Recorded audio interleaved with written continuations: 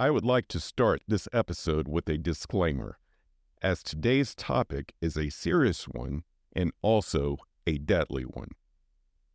My experiences with stress and the heart shared on this platform are for information and awareness purposes. If you have a heart condition or suspect that you may have one, work with a certified professional for additional support.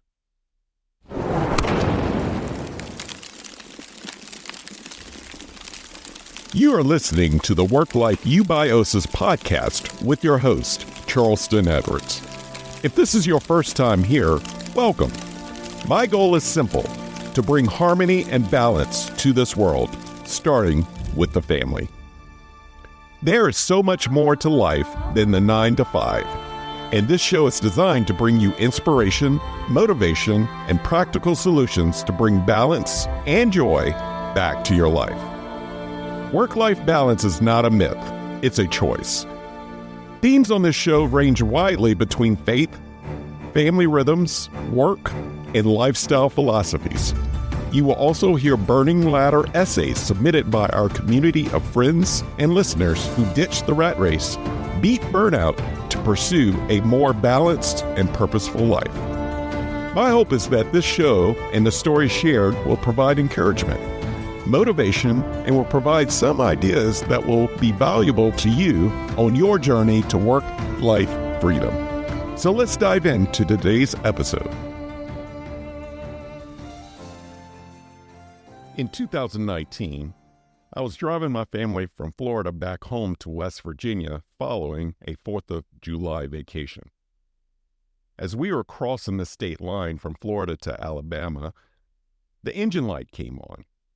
While trying to push through to civilization, our Volvo XC90 engine burned out in the middle of nowhere, Alabama, on a Sunday afternoon, approximately 800 miles short of our final destination, and no one opened to help. The irony is not lost on me that this vehicle burnout overlapped my personal burnout, except the indicator on the dashboard was my heart. Under my skin, my body was dangerously on fire and inflamed, and it took severe heart palpitations to get my attention that I needed to make some lifestyle changes. We can trade in our cars when they burn out, but we don't have the option as humans. We must push on. Or should we? After months of digging deep into my heart palpitations, it was revealed to me that my body was under tremendous stress.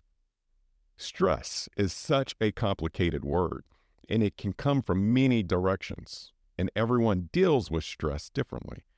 So my personal journey out of burnout started that day in Alabama, and I'm still on that journey today. In hindsight, I am forever grateful for that light on the dashboard.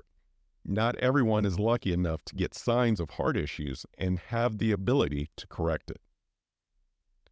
During the season, I was averaging over 20 heart palpitations a day, leaving me thinking with each episode, is this the one that takes me out?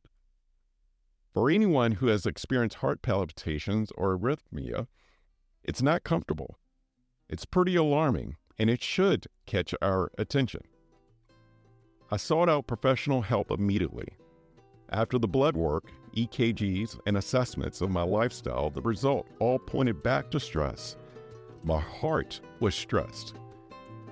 In my environment, diet-induced and career-induced.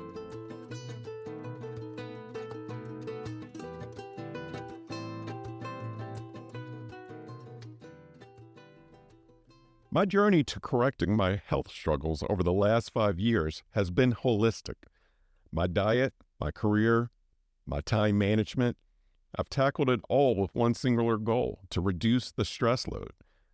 Some areas are still unavoidable as well as some areas where I still trip up, but the mission is still the same, not only for me, but for anyone that follows this platform. Eubiosis is another word for balance. So in the title alone, it's a subtle reminder of the mission at hand. Balance is everything. not just in our time, but in how we eat, our hormones, our microbiome, our relationships, our passions, and how our bodies can better navigate and minimize stress. Stressors are synonymous with toxicity. Our society is infiltrated with toxins.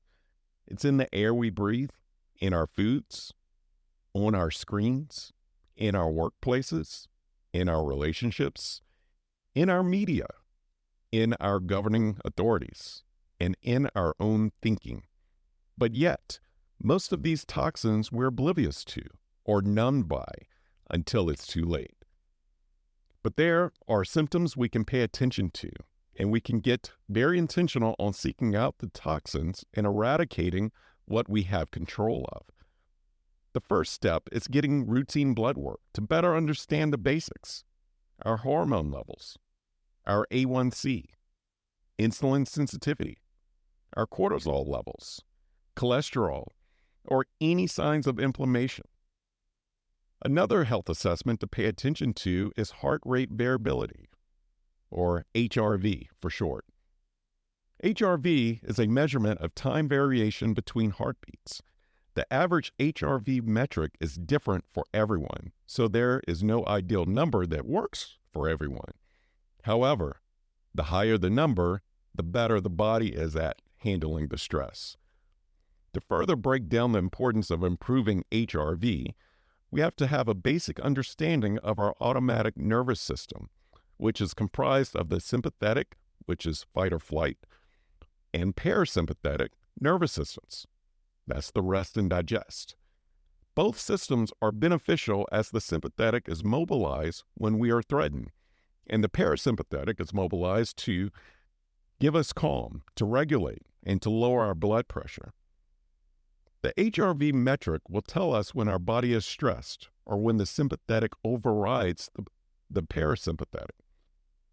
When the sympathetic system is chronically in override mode, this puts us at high risk for a stroke or heart attack.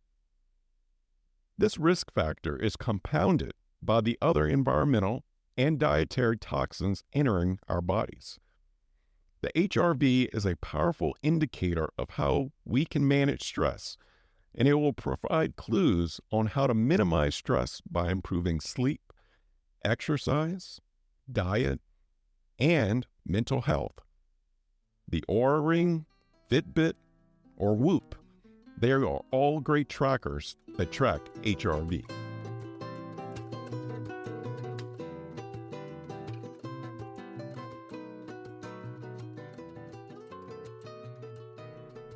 What I have learned through this journey is that stress is deadly if it goes unchecked. We aren't vehicles, and if we were, driving our bodies around the clock without maintenance can have severe results.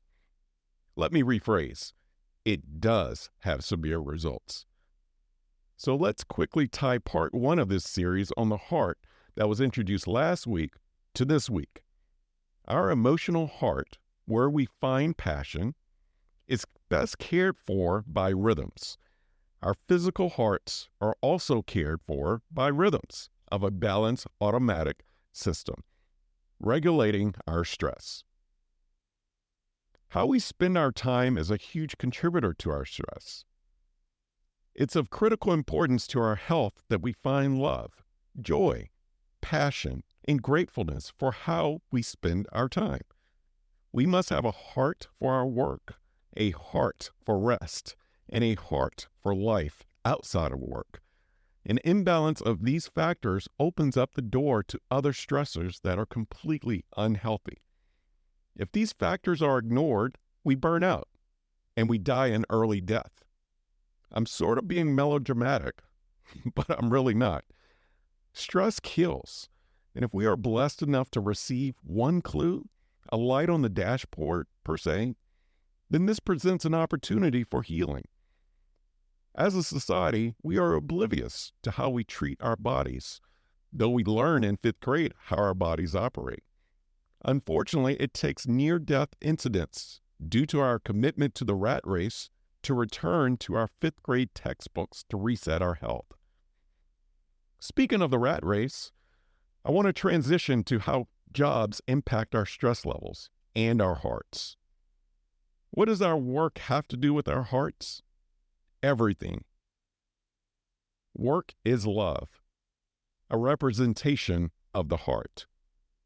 When we don't love our work, it's hard to be loving. It's hard to be healthy. Let that sink in. This goes back to last week on the importance of passion in our emotional hearts. Our emotional hearts impact the health of our physical hearts. The health of our heart disintegrates in response to poor work habits, toxic work cultures, passion and purpose misalignment, unhealthy boundaries with our time, overloaded to-do list, an imbalance of priorities of family and work. We take our work habits for granted. Therefore, we take our hearts for granted.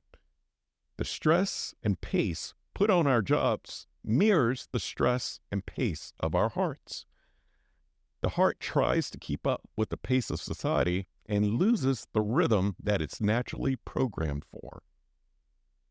There are not only bad work habits, but data is telling us that there are bad work ethics. The latest data tells us that 70% of the global workforce are discontent. This shows us that there is a misalignment of values. 70% of us are stressed that we are in the wrong workplace or in the wrong industry. But what happens when we find the right job or the right calling? How can we sustain that fire, the passion, and without stress?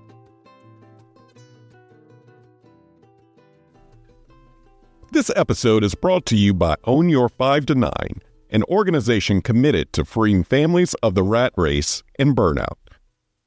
Every organization has a leader, mission, and a set of values that drives the organization. But this is commonly missed in the most important organization in the world, the family. An organization has one mission for how it will impact the world. Why not the family? An organization goes into strategic planning to align its values, mission, and projects. Why not the family? Whose Home, a strategic planning guide for families, is a workbook and a tool needed in all households. Whose Home takes a strategic planning approach with 10 guided exercises to define your core family values, family mission, and tools to operationalize how your family does life together. If your family is facing big decisions, Whose Home is for you. If you're considering a career pivot, Whose Home is for you. If you desire more intentionality and harmony in your home, Whose Home is for you. Create a healthy culture, not a hustle culture, at home. Visit ownyour5to9.com to claim your copy today. Last week, I gave tips on how to maintain love when the passion is gone by maintaining sound rhythms. This week, I want to present some very practical concepts on how to keep the fire burning without the stress. This is a dual meaning, which also applies to how we can keep our hearts beating longer and healthier. And before I go into this list, I would like to add the disclaimer that lifestyle changes aren't ever meant to replace medical interventions and sound medical advice. However, lifestyle changes are always recommended and can attribute to healing. Lifestyle changes is about loving ourselves so we can love others. Self-care must be a priority for healing.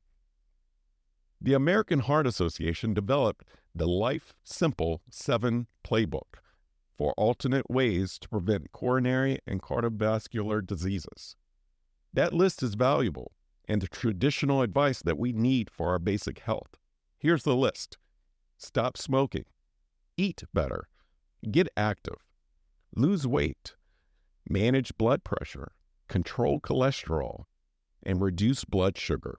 Yes, we have to be careful of those sweets. But I would like to insert my own 7 alternative lifestyle changes not in the AHA playbook. These are all lifestyle-based changes that can keep the heart beating longer and the fire burning. Let's start with number 1. Do a health assessment annually. Knowledge is power when we know what to do. Find a trusted professional who can holistically support your healing journey. Get blood work. Get to know your sleep scores. Examine toxins in your diet. Get to know your HRV baseline. And if you have a light on the dashboard, ruthlessly pursue answers. A health professional can support a deeper dive into any problematic area that may be exacerbating a disease, such as stress, mold, bad seed oils, or perhaps gluten and dairy. The root causes are limitless to our sicknesses, so make sure whichever medical professional that you choose is ready to go down multiple wormholes with you. Number 2, do a quality of your work assessment. In 2000, the National Institute of Occupational Safety and Health created a powerful questionnaire related to work-related stress. Almost 25 years later, this questionnaire is just as powerful and relevant, and a great starting place for measuring stress levels on your job. You can download it in the show notes and self-assess how stress is magnified during and after work hours. I repeat, with knowledge comes power, so don't be afraid to dive into this assessment. Number 3, recalibrate your sleep frequently. Getting quality sleep is foundational to quality health. Without it, it will leave you frantic, tired, and in an intoxicated and endless, foggy state of mind. Number 4, stimulate the vagus nerve. We have a natural chill pill tool in our bodies. We can stimulate the vagus nerve by box breathing, 4-7-8 breathing, gargling, singing, humming, and laughing. All of these stimulate the vagus nerve and can regulate the heart. Cold plunging is also a great way to create healthy stress while also focusing on deep breathing. Number 5, minimize caffeine. Coffee spikes cortisol levels that impact the pace of our hearts. Too much coffee creates too much cortisol. Cortisol also spikes our insulin and blood sugar levels. To take it further, we consume coffee when we first wake up, and that is the wrong time. Our bodies are already producing cortisol when we get out of bed. So the ideal time to drink coffee is when the cortisol levels in our bodies drop. That's typically between 9 a.m. and 11 a.m. Any coffee before sets us up for a more dramatic afternoon crash. Having coffee anytime later disrupts our sleep cycles. At the end of the day, drink more water. Number 6, reflect daily. If you've forgotten what's igniting your fire, there's no better exercise than reflection. Meditation, prayer, or morning journaling are all great practices.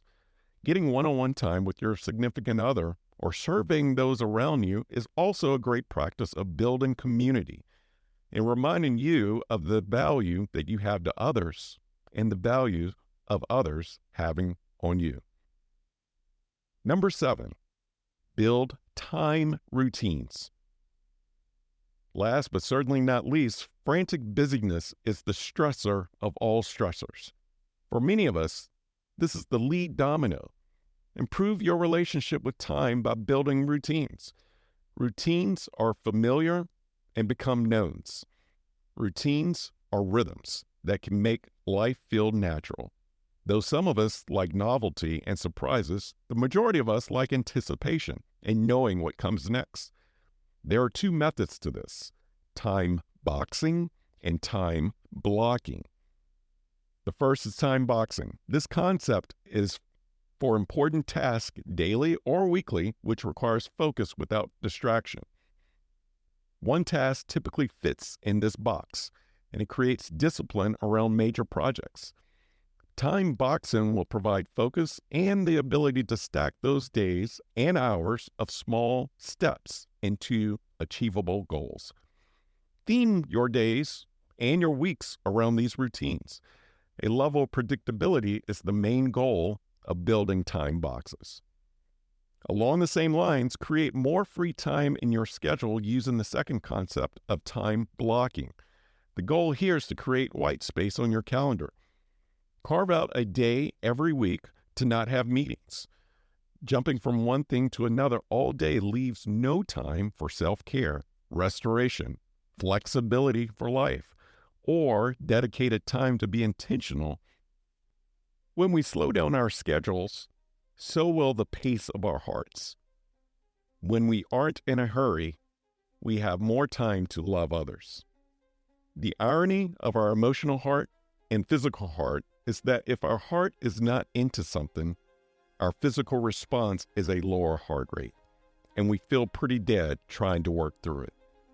But if our heart is in it, we must do all it takes to make sure it's still beating. I hope that you have found this information useful and that you have found at least one area to better care for your heart. And speaking of caring for your heart, a caring heart is a giving heart. Have an amazing week celebrating Valentine's Day and giving your heart to the one you love.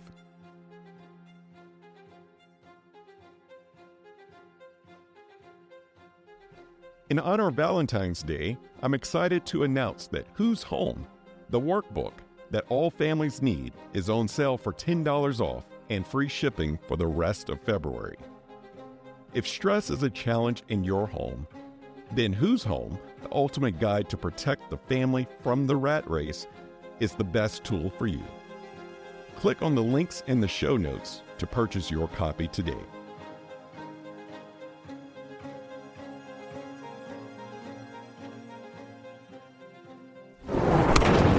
Thank you for listening to the Work Life You by OSAS podcast, part of the Work Life resources created by Own Your 5 to 9. I hope that you have found encouragement and a few ideas to strengthen your journey to purpose, freedom, and balance. Have you overcome burnout and found a new way of life? Millions around the globe are still at the risk of burnout and losing it all, and your story may be the one that sparks not only a dream, but action. Visit ownyour5to9.com for more information and to submit your story. While you're there, join the Work Life You by OSAS newsletter and receive additional resources weekly right to your inbox. If you enjoy this podcast, take time to subscribe, rate, and leave a review. Share it with a friend or a loved one. Remember, the most important organization in the world is the family.